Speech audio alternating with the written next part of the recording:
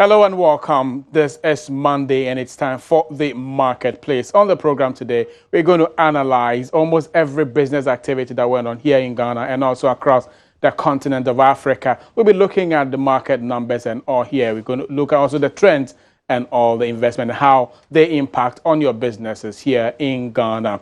My name is John Kojo Amwak. On the program today will be the Driver and Vehicle Licensing Authority to send renewal of licenses doorsteps of various organizations here in Ghana, and innovation we'll be exploring further here on the marketplace. And also, new tourism report reveals enormous untapped potential in Ghana's tourism sector. What exactly does it mean? We'll be looking at that here on the marketplace as well. And finally, reports saying that ECOWAS countries are considering taking a giant stride to adopt the issues of regional harmonized low sulfur fuel by 2020. All these and more here on the marketplace. We'll be right back after the break.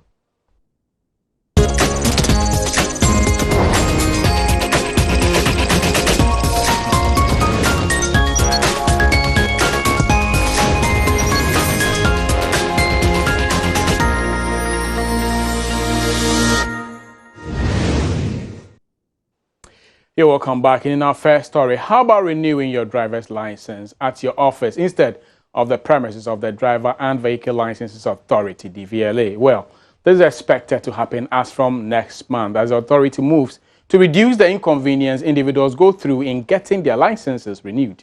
It is part of DVLA's plan to make its operations more business-friendly and boost its revenue. The authority also says it hopes to reach more than 50,000 customers in the next 1 year. Chief Executive of DVLA, Noble Apia, says the service will be based on request and comes with a premium price.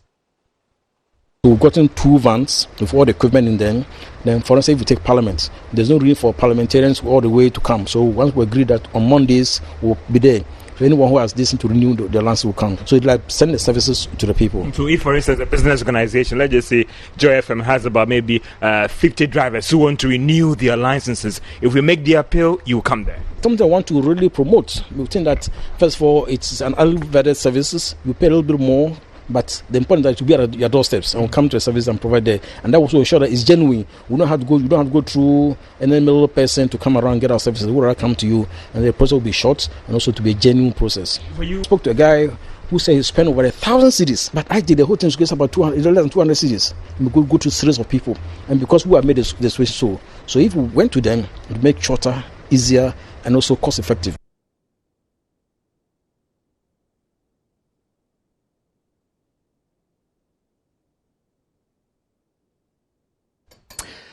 And in other stories, EcoBank is insisting its decision to suspend raising capital through right issue will not affect its operations. EcoBank Group last Friday withdrew a resolution at its extraordinary general meeting seeking shareholders' approval to raise some $700 million. George Afe was in Lomé, Togo for the meeting and has come through with this report.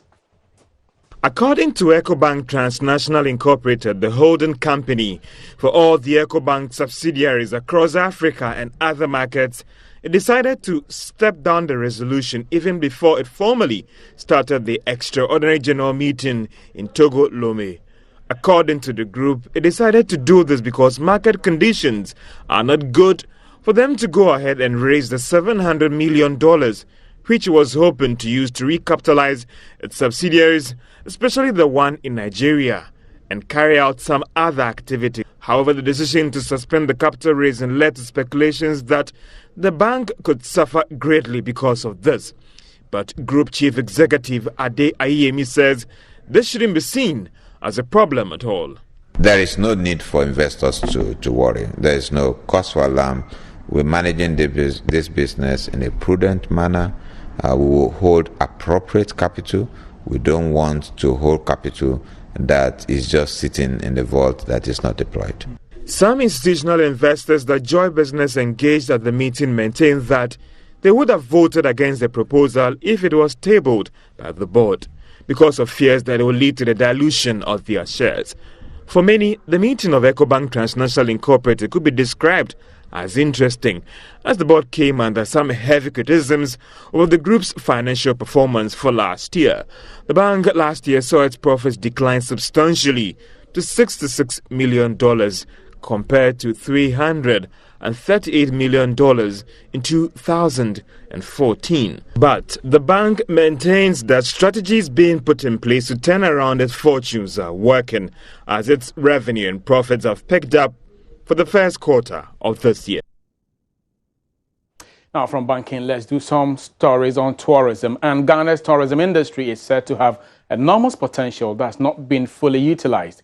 That's captured in a report released by Javago, an internet-based hotel booking service in Africa. According to the report, the contribution of tourism in generating revenue in Ghana's economy has increased rapidly at a rate of 3.5% over the last few years, whilst its contribution to GDP is 7.8%. Speaking to Joy Business at the launch of the report, country manager of Javago Ghana, Claire Stoll, emphasizes the need for more effort in promoting Ghana's tourism potential. We see that the hospitality is increasing, tourism is increasing, because we don't only want to talk about the hotels, but we're talking about all kind of companies. We're talking about entertainment, tourism in general. So it's increasing every year. And we think that more and more people from outside are actually coming to the country to book hotels, to stay, to enjoy entertainments in the country. You guys here in Ghana actually have a lot of beautiful, beautiful tourism destinations. You have a lot of different parks, you have different regions who have different things to offer. And I think the more we promote it, the more people from abroad, as well as the Ghanaians itself, are going to travel and experience all of that. How is Javago likely to help improve the sector, particularly now that you're coming into the system and seeing that you've been releasing this? I mean, how is it likely to benefit the industry in any way? So we're definitely trying to promote the tourism industry because it will also eventually benefit Javago as a company. The more people are traveling, the better for the business. The more we are promoting different regions that people might not be immediately aware of to go and visit. Think about Bolgatanga in the north, think about Sunyani and Brongahafo. The different destinations that we're trying to put out on social media. We're trying to bring more information to the guests about the destination, plus all the activities around that destination, monkey sanctuary, all different places where people can actually enjoy themselves, and then indirect also book a hotel on Javago. And to help us actually look at the report in detail, we've been joined by Bennett Otu, who is a PR of Javago, to actually help us put some of these things in perspective. Ms. Otu, you're welcome to the marketplace.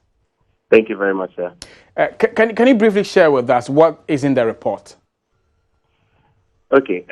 Basically, the hospitality report as compiled by Javago.com is to give insights as to the hospitality industry and to give an outlook on the Ghana tourism industry. There are also insights into e-tourism and e-commerce, as well as challenges facing the hospitality industry. So basically, that's the embodiment of the whole report. Okay, good. Very brief there, up to point. The point is, let's look at it. According to the report, inflows to Ghana insofar as tourism is concerned increased by almost about 10%. What really did account for that particular increase? Basically, when we look at the research that we did, we found out that it has a lot to do with the influx of foreign visitors into the country. The load of foreign visitors into the country increased in the past year, and that's accounted for the vast majority of the increment in this figure. Okay. We also realized that business travelers also increased. So it's just not about the tourists alone coming to Ghana. Business travelers also increased because, according to the report, Forbes rated Ghana as the 8th best country for doing business in Africa. So I think that a lot of other investors are trickling into the country day in, day out, and this has contributed to the increase in that figure. Exactly. I asked that question from the background, the fact that we do have some security concerns across the continent and in the sub-region here in particular. We do have Boko Haram and other extremist groups on the continent, which according to some analysts and some reports, has affected tourism flow to West Africa and Africa in general. That's how come I asked that question. The point is this. To what extent is this particular phenomenon affecting tourism in Africa and the sub-region for that matter?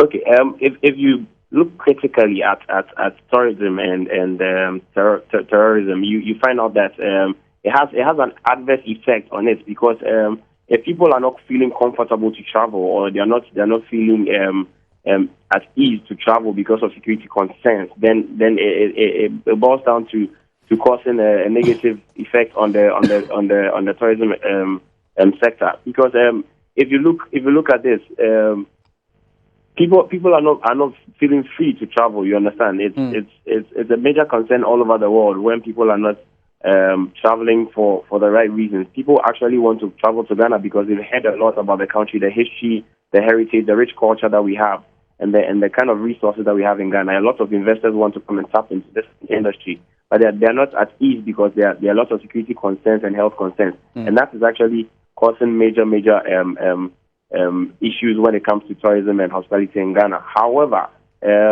business doesn't end because of terrorism or these negative effects. A lot of people actually also come into Ghana irrespective of the fact that these concerns are being raised. It is up to us down here to create an atmosphere where people can easily come into Ghana without having any fear whatsoever concerning terrorism. Exactly. I mean, the beginning of my next point. Up to us to actually make sure we put it in place so we attract tourism. For example, let's look at our culture of maintenance. The situation where, recently, the Kakum National Park lost that particular stretch to an accident, which actually I think caused some students to be in some difficulty or some problem there. What have you done to some of these, our culture of maintenance?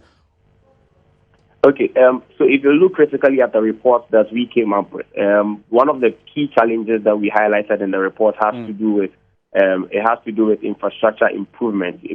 We lack really well in this regard, because if you look at our various tourist sites, the various tourist attractions that we have in Ghana, we have really good and interesting ones that every foreigner wants to go to and see for himself or herself what Ghana has to offer, the beauty that Ghana has to showcase. But then the difficulty here is that the access roads to these places, the amenities, the electricity and the water facilities that help these places to become very comfortable to stay or accessible are not actually there. And I heard you talk about the maintenance culture, and this is what is killing the industry, because we have these storage sites which are built over the years, and then how to maintain these ones to make sure that they are running effectively, and how to maintain these roads to make sure that the linkages to all these sites are smooth enough for people to actually travel comfortably and safely to these places. The culture is not there, and it's up to us as industry players and stakeholders to ensure that once these infrastructures are put in place, they are being able to be managed well and maintained well for future generations to benefit. We are here saying that the roads are not good, but if the roads are done today and tomorrow they start to wear off, then there's no point in actually fixing the roads at all. So it's first of all, let's get the infrastructure done. Let's get the access routes really done well. Let's get the water and electricity made there for people to be comfortable. Okay, Mr. Otu, let's look at it from this. Oh, fine, let's get this thing done. Let's put this in place here and there. Who is supposed to do that? Because the government has actually clearly stated that it needs some partnership from the private sector or some PPP arrangement. But till now, I've not really seen any private sector participation in the tourism industry. How far have you gone with that? Are you encouraging your members and some people in the tourism industry to actually take care of some of these so they can take advantage of the industry and what is actually churning out?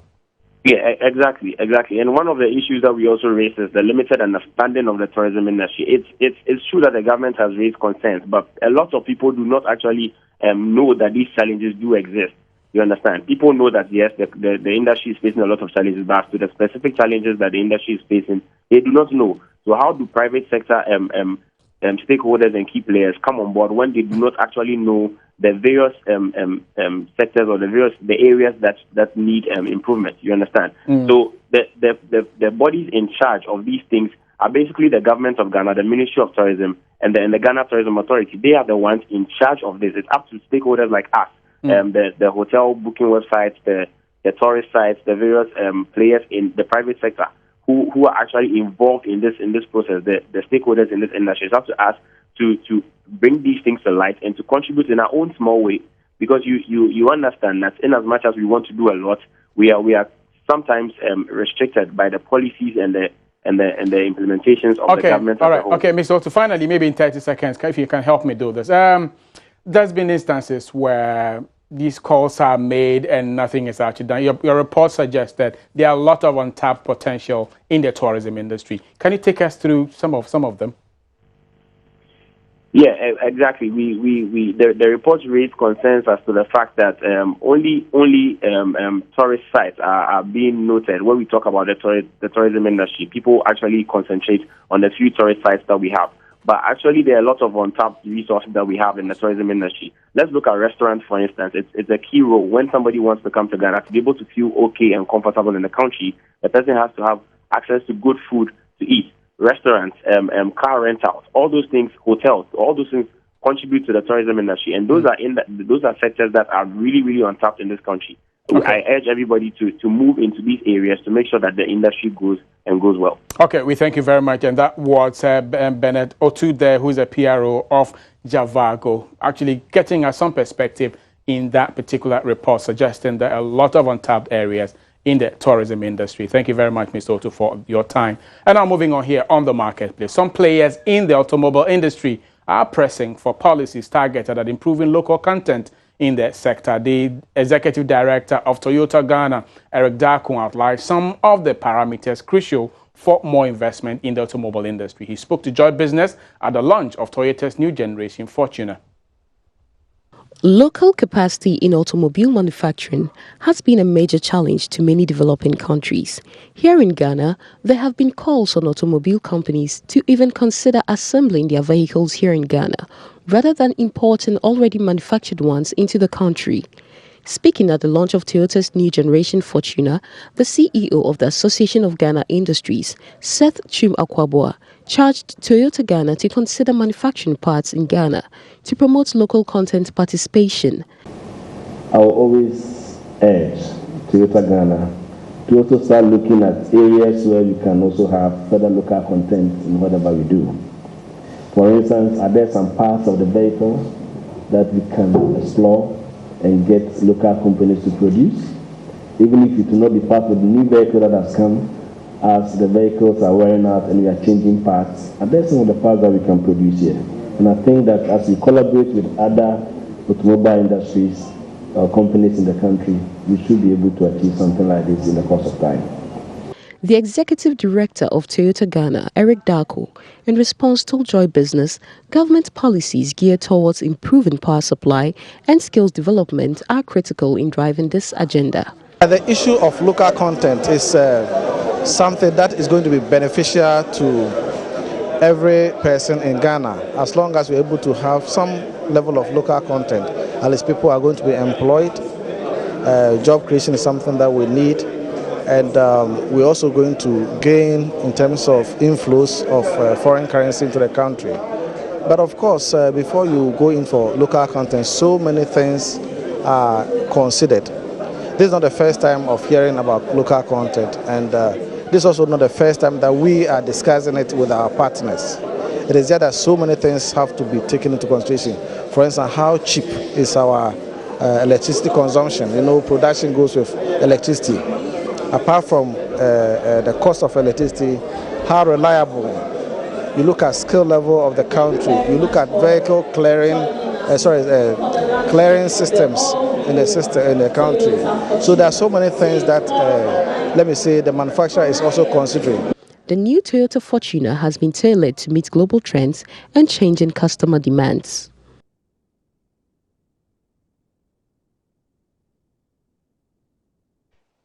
And the Bank of Ghana could, in the coming days, issue some bonds to clear all the toll debt. Joy Business understands that the regulator has reached an agreement with some commercial banks to go ahead and issue the bonds. Joy Jaffe has more in this report.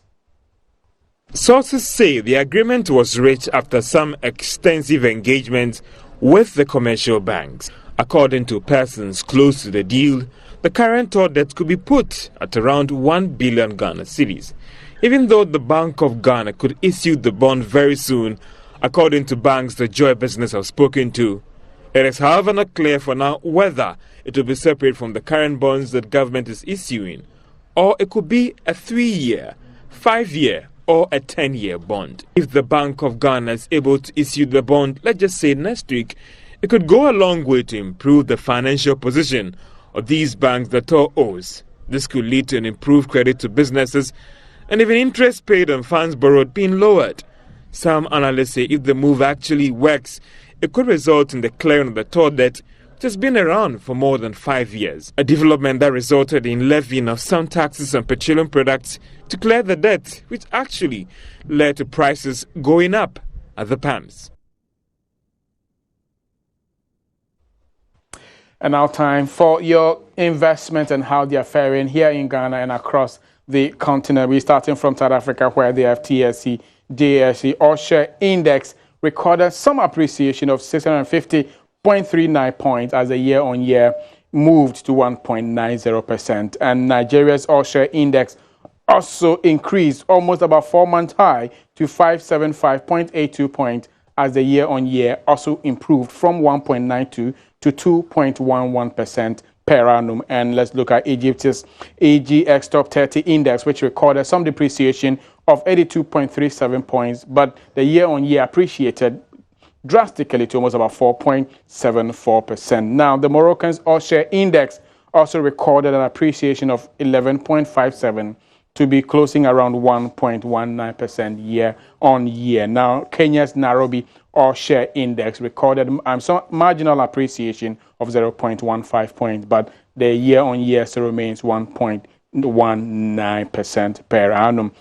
Now, moving on the continent, Tunisia's Stone Index recorded some depreciation of 15.78 points, but improved marginally to 7.61 year-on-year in terms of its return to investors. And Ghana's Composite Index, after marginal appreciation of 3.63, recorded some depreciation of 11.20. That's how the year-on-year stands. So for those of you investing in the Ghanaian bourse or the Ghanaian market, you're losing close to about 11.20 of your investment in the event you've invested across the board. And the bourse regional de valeur mobilier, the composite index, which records almost all the francophone regions in Africa or across the West African sub-region, recorded some appreciation of 1.87 as the year-on-year marginally moved to 12.54 in the positive region. Now, finally, to Mauritius's Semidex recorded some depreciation of 0.87, but the year-on-year gradually slipping to the columns of the 4. But as we speak,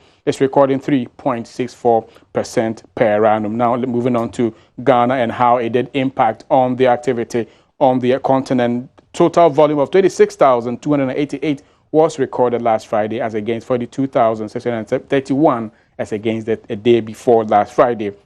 At a value of 192,174, that brought total market capitalization to about 54,328.61 million Ghana cedis. Also, the composite index marginally grew by 3.63 points as the year-on-year still wallowing around negative 11.20, and the financial index still standing 14.19% per annum. Moving on here in Ghana, the top movers of the Ghana Stock Exchange were Carl, Unilever, and Goil. Carl returned 1 pesewa to open this morning's trade at 84 pesewas per share. Unilever also returned 1 pesewa and trading 48 pesewas per share. But Goil lost 1 pesewa and began the morning at 1 Ghana cedis 38 pesewas per share. Moving on to how Nigeria is also faring. The second largest economy, or the largest economy in Africa, was not doing that well, but at least managed to declare some top 5 equities returning some